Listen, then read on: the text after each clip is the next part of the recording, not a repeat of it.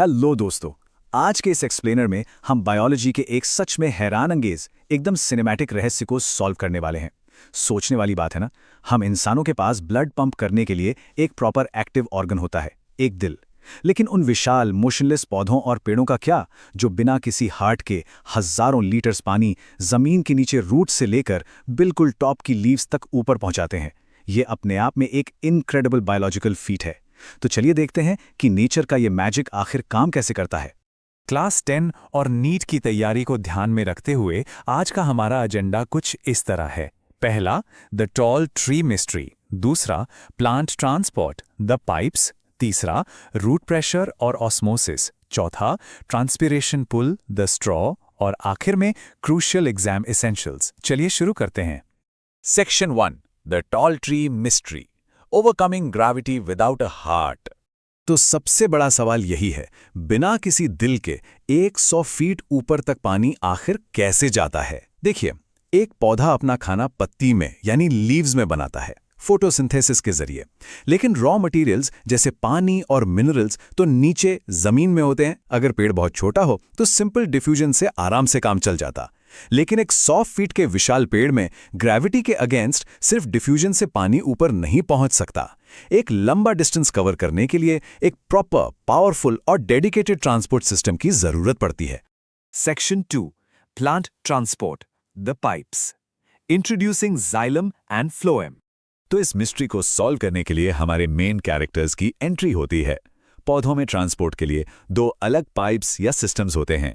एक है जाइलम, जो पानी और मिनरल्स को रूट से लेकर पूरे पौधे तक सिर्फ ऊपर की तरफ पहुंचाता है। ध्यान रहे, जाइलम का फ्लो स्ट्रिक्टली यूनिडायरेक्शनल होता है। और दूसरा है फ्लोएम, जो लीव्स में बने खाने को पौधे के बाकी हिस्सों तक पहुंचाता है। और ये ऊपर और नीचे दोनों डायरेक्शंस में मूव करता है। क्योंकि प्लांट्स एक ही जगह खड़े रहते हैं और इनमें बहुत सारी डेड सेल्स होती हैं, इसलिए इनको बहुत कम एनर्जी लगती है और ये एक comparatively slower transport system afford कर सकते हैं। यहां हमारा मेन हीरो है जाइलम। जाइलम ट्रैकीज और वेसल्स दरअसल डेड सेल्स से बनते हैं। इसे बिल्कुल हमारे घरों के प्लम्बिंग सिस्टम की तरह इमेजिन कीजिए। रूट से लेकर स्टेम और स्टेम से लीव्स तक ये डेड सेल्स आपस में जुड़कर एक कंटिन्यूअस अनब्रोकन कंडक्टिंग ट्यूब बनाती हैं, बिल्कुल एक सॉलिड पाइप की तरह, जो पौधे के हर एक हिस्से तक पानी पहुंचाती है। Section 3, root pressure and osmosis, the push from below. पानी अपने आप जाइलम पाइप में ऊपर नहीं चढ़ जाता। यहां पहली बायोलॉजिकल सुपर पावर काम आती है। होता यह है कि रूट्स की सेल्स जो मिट्टी के टच में होती हैं, वो एक्टिवली आयंस को मिट्टी से एब्जॉर्ब करती हैं। इसकी वजह से रूट्स के अंदर आयंस की कंसंट्रेशन मिट्टी के मुकाबले बहुत ज्यादा हो जाती है। अब नेचर का एक बेसिक रूल है, ऑस्मोसिस, यानी पानी हमेशा लो आयन कॉन्सेंट्रेशन से हाई आयन कॉन्सेंट्रेशन की तरफ मूव करता है। और इसी ऑस्मोसिस की वजह से मिट्टी का पानी खुद ब खुद रूट्स के अंदर पुल हो जाता है।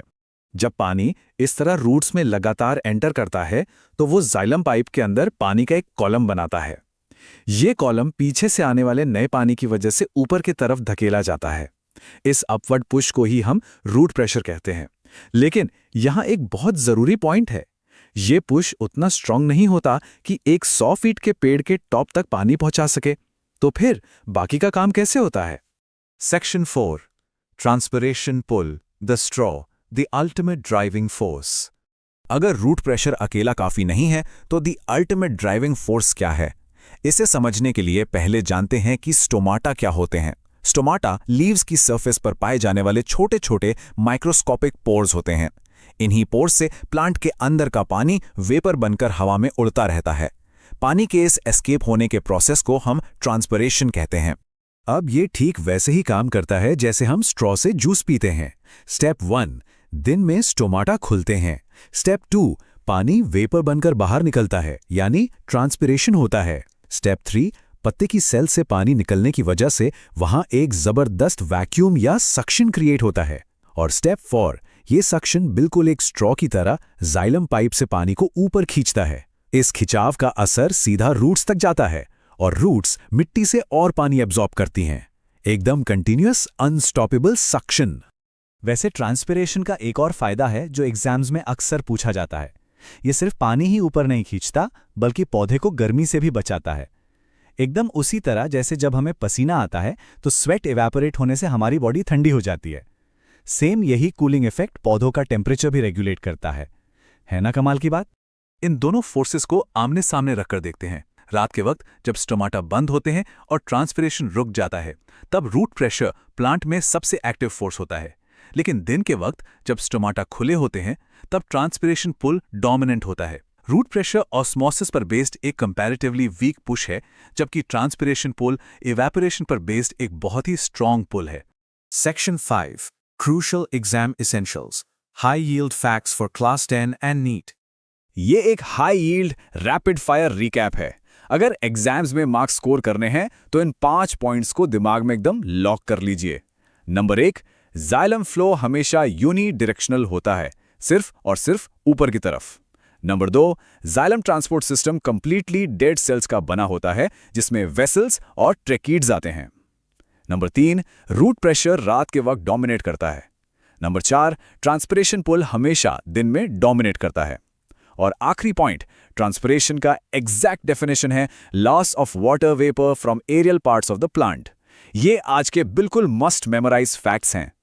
एक्सप्लेनर को एंड करने से पहले एक नया बायोलॉजिकल रहस्य छोड़कर जाते हैं। अब हम ये तो क्लियरली समझ गए हैं कि पानी एक डायरेक्शन में बिना दिल के ऊपर कैसे खींचा जाता है। लेकिन जरा सोचिए, प्लांट का जो दूसरा ट्रांसपोर्ट सिस्टम है यानी फ्लोएम, वो उस भारी शुगरी फूड को बिना किसी मैकेनिकल पंप के एक ही वक्त में ऊपर और नीचे दोनों डायरेक्शंस में कैसे पुश करता है। ये सोचिए और पढ़ते रहिए।